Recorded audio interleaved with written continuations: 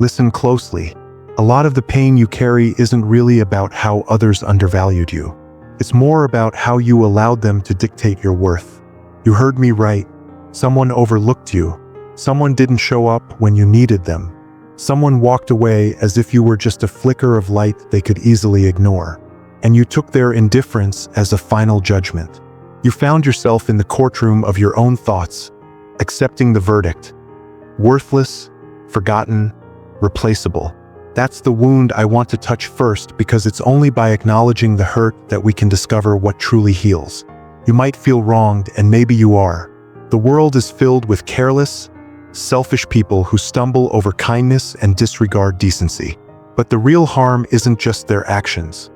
It's how you responded.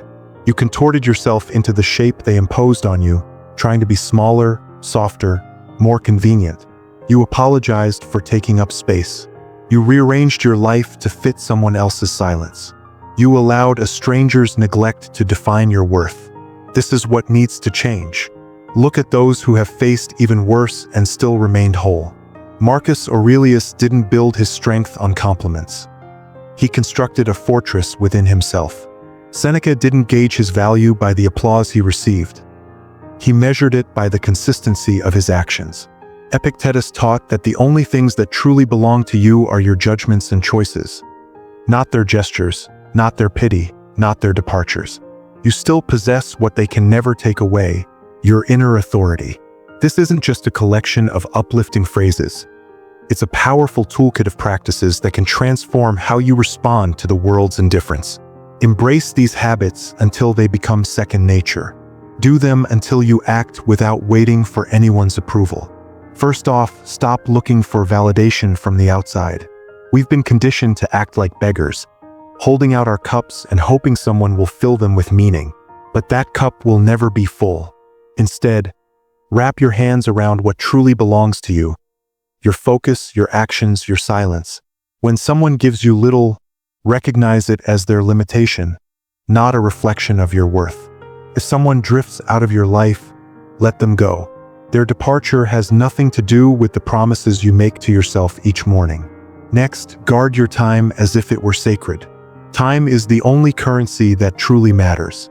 If someone treats your hours like they're expendable, respond as you would to a thief. Lock your doors and don't let them back in. Establish boundaries that don't need explanations. You don't owe anyone a reason for wanting peace. If she prefers scrolling over being present, take a step back. If he thrives on drama instead of depth, walk away. Those small acts of refusal build up to create your dignity. Third, learn to appreciate solitude without confusing it with loneliness. They're not the same thing. One feels like a void, while the other is a source of nourishment. Spend enough time alone to truly hear your own thoughts. Dive into a line from Marcus Aurelius and notice how his words don't seek your applause. They seek your focus. Embrace the silence until it reveals something to you.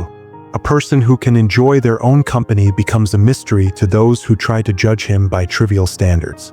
Fourth, express your truth with a quiet intensity. Not the kind of truth that's shouted to inflict pain, but the steady, undeniable truth that sweeps in like an autumn breeze and can't be contested. When you declare, "I will not be treated this way," do so with the confidence that it's already a reality. People are drawn to certainty. The timid ask for permission, while the strong make their statements clear. Seneca pointed out that we often face consequences not for our actions, but for our hesitations. Let your words be concise and resolute. Allow them to shut doors when it's time to close them. Fifth, focus on being useful rather than just being seen. Tackle the tough tasks when no one is looking. Build your character in the shadows. Do good deeds without expecting anything in return. If you live for likes, you'll always find yourself lacking in honor. But if you do what's right simply because it's right, you'll find peace at night. This isn't about showing off your morals. It's about nurturing your inner self. You pay that rent every day and find comfort in a steady life. Sixth, learn to turn rejection into valuable insights. When someone doesn't appreciate you, shift your questions from them to reality. What do their actions reveal? Where do they invest their time and energy? What patterns can you spot? Use those insights as a guide, not as a way to retaliate but to steer your path. People's behaviors are like maps. Read them and adjust your course accordingly. As Epictetus would say, control the only thing you can, your interpretation. Make sure your interpretation is clear, not flowery. 7th, let bitterness serve as a warning, not a dwelling place. Bitterness is a pointless refuge where the hurt gets stuck and decay.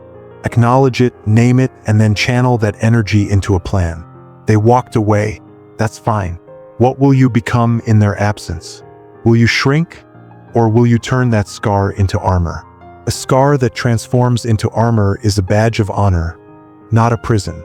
And finally, there's something crucial that many overlook.